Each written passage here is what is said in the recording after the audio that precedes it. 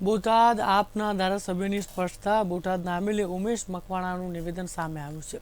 રાજીનામાની અટકળો વચ્ચે તેમણે સ્પષ્ટતા કરતા કહ્યું કે ભાજપમાં જોડાવાની વાતો માત્ર અફવા છે।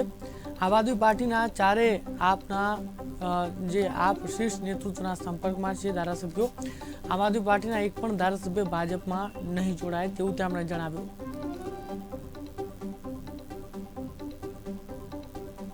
આવી રહ્યા છે કે આમ આદમી પાર્ટીના સાથી ધારાસભ્યો ભારતીય જનતા પાર્ટીમાં જઈ રહ્યા છે, તેને આમ આદમી પાર્ટી એનું ખંડન કરી રહી છે। મારી સિવાયના મારા સાથી ધારાસભ્ય શ્રી હેમંતભાઈ ખવા હોય, સુધીરભાઈ વાઘાણી હોય, દરેક અમારા ધારાસભ્ય શ્રી અમારા પાર્ટીના શીર્ષ નેતૃત્વના સંપર્કમાં છે, અમારા સંપર્કમાં છે। એટલે એક પણ અમારા ધારાસભ્ય શ્રી આમ આદમી પાર્ટીના ભારતીય જનતા પાર્ટીમાં જોડાવાની જે વાત થઈ રહી છે તે માત્ર ને માત્ર અફવા થઈ રહી છે। અને સાથોસાથ ભારતીય જનતા પાર્ટી એ વિપક્ષને દબાવવાનું કામ કરી રહી છે અને વિપક્ષના ધારાસભ્યશ્રીઓને દબી અને રાજીનામા આપવાનું જે આ ગુજરાતમાં ષડયંત્ર થઈ રહ્યું છે તેને આમ આદમી પાર્ટી સખત શબ્દોમાં વખોડી રહી છે। આ ખરેખર ગુજરાતમાં લોકશાહીનું હત્યા કરવાનું કામ અત્યારે ભારતીય જનતા પાર્ટીના શીર્ષ નેતૃત્વ દ્વારા થઈ રહ્યું છે। સાથોસાથ આમ આદમી પાર્ટી ગુજરાતમાં ખૂબ નાની પાર્ટી છે, તેમ છતાં પણ ભારતીય જનતા પાર્ટી આ સૌથી નાની પાર્ટીને દબાવવાનો ડરાવવાનો અમારા સાથી ધારાસભ્યોને પ્રયત્ન કરી રહી છે। તેમ છતાં પણ અમારા ધારાસભ્ય ગુજરાતની જનતા માટે અવારનવાર વિધાનસભાના ફ્લોર ઉપર અવાજ ઉઠાવતા આવ્યા છે અને ઉઠાવતા રહેવાના છે।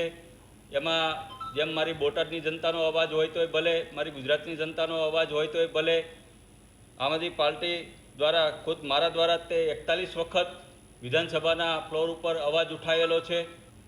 મેં કીધું એમ મારી પોતાની વાત હોય કે મારા સાથી ધારાસભ્યની વાત હોય, અવારનવાર એવા પ્રયત્નો તો થતા જ હોય છે ડરાવવા ધમકાવવાના। જેમ કે અમારા ચેતરભાઈ વસાવા અત્યારે એનું તાજું ઉદાહરણ જ છે। જો એ માની ગયા હોત તો આજે ચેતરભાઈ કદાચ ભારતીય જનતા પાર્ટીના કેબિનેટ મંત્રી પણ હોઈ શકે, પણ તેમ છતાં એ કેબિનેટ મંત્રી ન બન્યા અને અત્યારે એને જેલમાં જવાનું પસંદ કર્યું। એમ અમારા બાકીના સાથી ધારાસભ્ય ખુદ મારી પણ વાત કરું તો પણ આજે મારી પાછળ પણ રેકી થઈ રહી છે, મારા પરિવાર પાછળ પણ રેકી થઈ રહી છે। એટલે કે ડરાવવા ધમકાનો આ લોકોનો અસામાજિક તત્વો દ્વારા પ્રયત્ન થઈ રહ્યો છે, પણ એમાં અમે આવવાના નથી અને ક્યારેય અમે ભારતીય જનતા પાર્ટીમાં અમારા એક પણ સાથી ધારાસભ્ય જવાના નથી। કદાચ જેલમાં જવું પડે તો લોકો માટે, ગુજરાતની જનતા માટે ચોક્કસપણે જશું અને આવનારી વિધાનસભાનું જે બજેટ સત્ર છે એમાં પણ અમે ગુજરાતની જનતા અને મારી બોટાદની જનતાનો અમે પ્રશ્ન। ગુજરાતના રાજકારણમાં મોટો વળાંક આવ્યો છે।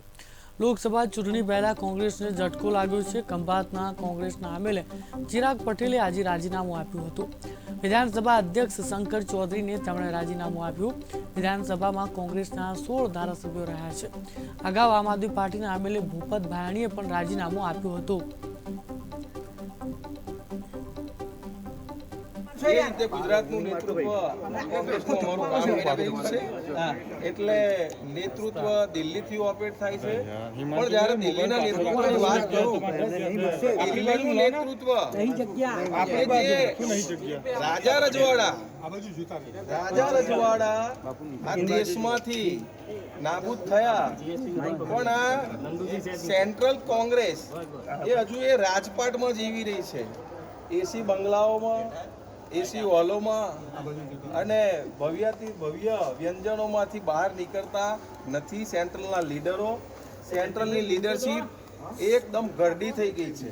રાજીનામું આપવાના તો ઘણા કારણો હોય, પરંતુ જે રીતે દેશનો વિકાસ થઈ રહ્યો છે, દેશ મજબૂત થઈ રહ્યો છે, દેશનું અર્થતંત્ર આજે વિશ્વમાં ત્રીજું અર્થતંત્ર તરીકે ઉભરી રહ્યું હોય અને ભગવાન રામ અયોધ્યામાં બિરાજમાન થતા હોય, ભગવાન રામલલ્લા ભવ્ય મંદિર સ્થાપન થતું હોય, ત્યારે કાશ્મીરમાંથી 370ની કલમ નાબૂદ થતી હોય, આટલા બધા દેશ હિતના મોટા નિર્ણયો થતા હોય અને એવામાં કોંગ્રેસનું કેન્દ્રનું નેતૃત્વ એક પણ શબ્દ હકારાત્મક બોલે નહીં.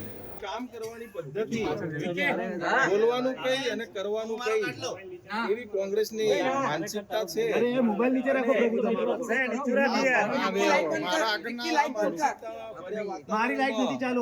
વધારે પડતો લાંબો સમય રહી ના શકાય.